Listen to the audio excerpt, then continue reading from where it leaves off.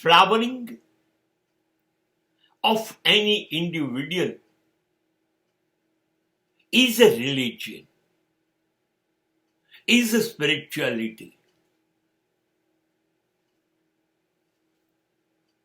કોઈ પણ વ્યક્તિનું ખીલવું, વિસ્તરવું, ફેલાઈ જવું, સુગંધિત બનવું, એ ફ્લાવરિંગ છે. તમે તમારા મૂળની અંદરથી ફૂટી નીકળો, જેમ બીમાંથી છોડ, છોડમાંથી વૃક્ષ, વૃક્ષમાંથી ફળ. This is absolute flowering. માનવ જીવન આ છે. ચારે બાજુ વિસ્તરો, તમારી શાખાઓ વિસ્તરે. તમારી શાખાઓ એટલે તમારા ગુણ, એટલે તમારો સ્વભાવ, એનો વિકાસ થાય. તમે ઓરિજિનલ જેવા છો જન્મ સમયે. તમે ઈશ્વર જ હતા. હું પણ, આપણે પણ જન્મ્યા ત્યારે શું ખબર હતી આપણને? શું ખબર હતી? આ મારું, આ મારા, અમારી સંપત્તિ, અમારી સમૃદ્ધિ, અમારી સત્તા ખબર હતી? દુનિયાની કોઈ લુચ્ચાઈની ખબર હતી? નહીં.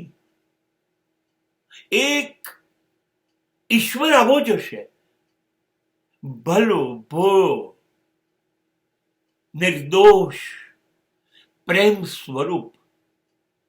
આપણે એ હતા અને એને વિકસાવવાનું હતું જીવનભર. 50 વર્ષ, 60 વર્ષ, 80 વર્ષ, શ્વાસે શ્વાસે પ્રેમ અને નિર્દોષતાને આપણે જીવવાની હતી.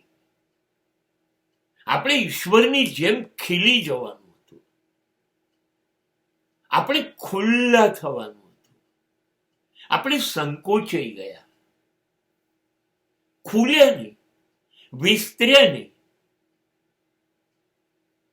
અને જે સંકુચિત રહે છે એ મોત જ છે. એટલે ખુલ્લો, તમારા સ્વભાવથી જીવો. તમે શું છો? તમે શું છો? એને સતત જીવતું રાખો.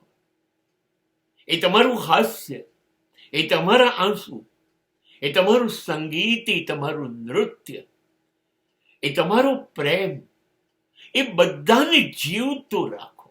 તમારું આખું વ્યક્તિત્વ બદલાઈ જશે, પ્રેમમય થઈ.